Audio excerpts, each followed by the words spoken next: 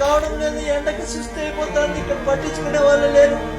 ఇప్పుడు ఆయన వచ్చి 3 రోజులు అవుతుంది సార్. కనీసం నువ్వు తిన్నావా సచ్చినావా అని ఫోన్ కూడా చేయడం లేదు. ఈడ నాకు ఈ పక్క పాములు తేళ్లు ఎక్కువ ఉన్నాయి సార్. నేను చచ్చిపోయినా కూడా అడిగేవాడు లేదు సార్. ఈడ నా పరిస్థితి ఇట్లుండాలి.